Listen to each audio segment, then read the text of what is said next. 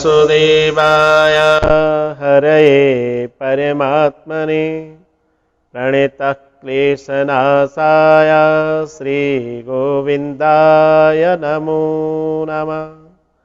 बोले वृंदावन बिहारी लाल की जय। राधे कृष्णा मित्रों, एक बार फिर से आपका सबका स्वागत करता हूं अपने चैनल स्वामी भक्ति सागर पे। एक भाव और आपके साथ लेकर के साझा कर रहा हूं। आज भाव बहुत छोटा है लेकिन प्रेरणादायक है। हमारे जीवन में दान का काम महात्म्य है और दान का क्या भाव है, शायद ये कथा आपको ये समझाएगी। एक भिखारी था, उसका नियम था रोज घर से निकल करके भिक्षा मांग करके लाना और उस भिक्षा से जो कुछ प्राप्त हो जाता था उसी से वो अपना जीवन चलाया करता था। एक दिन वो भिक्षा करने के लिए निकला, कुछ घरों में पहुंचा, उसे 2-4 चावल के दाने भिक्षा में मिले। आगे बढ़ रहा था, रास्ते में राजा की सवारी आती हुई दिखाई दी। आज भिखारी को बड़ा आनंद आया और भिखारी ने सोचा इस राजा तक मैं भीख मांगने के कभी पहुंच नहीं पाया, आज मेरा परम सौभाग्य है कि राजा मुझे मार्ग में मिल गया और मुझे भिक्षा राजा से मिल करके शायद मेरी जीवन की दरिद्रता दूर हो जाएगी। ऐसा भाव लेकर के राजा के निकट जा रहा था।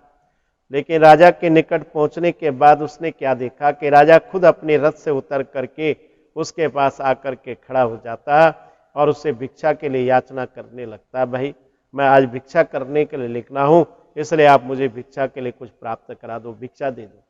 भिखारी ये बात सुनकर के बड़ा आश्चर्यचकित हुआ कि जिससे मैं भिक्षा मांगने की याचना करने वाला था वो खुद मेरे से भिक्षा मांग रहा है, इसका कारण क्या हो सकता। इसलिए महाराज को प्रणाम करके पूछा, ही राजन आपको भिक्षा मांगने की क्या आवश्यकता पड़ गई। राजा ने सारा वृत्तांत सुनाया कि इस समय मेरे राज्य पर बहुत बड़ा संकट आया है और उस संकट की निवृत्ति के लिए मेरे राज पुरोहितों ने मुझसे निवेदन किया कि आप पूरे राज्य में भिक्षा मांग करके लाओ और जब आप भिक्षा मांगोगे तभी आपके राज्य का ये संकट समाप्त होगा।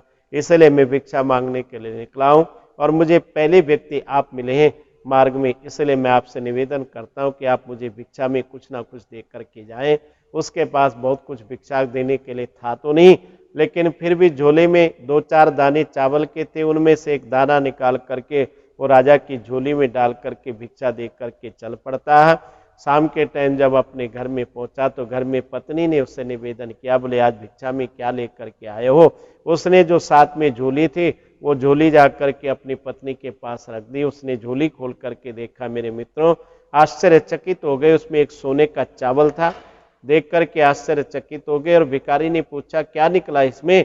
उसने सोने का चावल दिखाया और भिखारी देख करके दोनों हाथों से अपना सिर पटकने लगना, जोर जोर से रोने लगा। रोने के बाद भिखारी की पत्नी ने देखा कितना मूर्ख व्यक्ति है, पहली बार भीख में कहीं सोने का चावल मिला और उसको देख करके रोने लगा।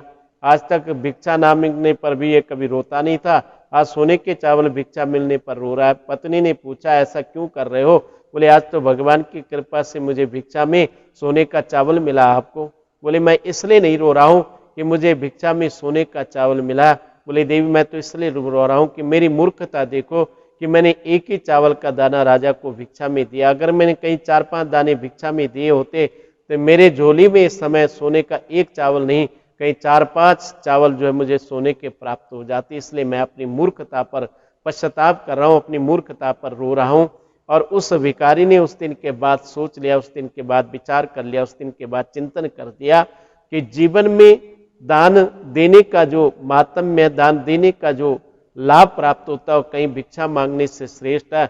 इसलिए उसने अपने जीवन में संकल्प कर दिया आज के बाद मैं भिक्षा नहीं मांगूंगा, बल्कि अपने शरीर से परिश्रम करके मैं धन अर्जन करूंगा और उस धन में कुछ ना कुछ दान करूंगा जिससे मेरी जीवन की दरिद्रता मिटेगी। उसने ऐसे ही किया मेरे मित्रों। उसके बाद भिक्षा मांगना उसने छोड़ दिया और वो जाकर के मेहनत करने लगा और मेहनत करने के बाद जो कुछ उससे उसे धन प्राप्त होता था उसी धन में वो थोड़ी बहुत दान भी करने लगा और उसके जीवन में धीरे धीरे दान के प्रभाव से कहीं ना कहीं उसकी दरिद्रता मिटने लगी, उसके जीवन में धन की वृद्धि होने लगी। मेरा भाव ये कथा आपके साथ साझा करने का ये मन में भाव आया कि कहीं ना कहीं हमारे जीवन में धन की अगर कहीं वृद्धि होती है, धन अगर कहीं प्राप्त होता है तो हमारे जीवन में किए हुए दान के प्रभाव से हमें धन की प्राप्ति होती है। आपको ये भाव कैसा लगा, आप अपने सुझाव के द्वारा मेरे चैनल पर अपना सुझाव हम तक पहुंचाएं, हम तक जरूर पहुंचाएं। और मैं आपसे प्रार्थना करता हूं, अगर आपको ये भाव अच्छे लग रहे हैं,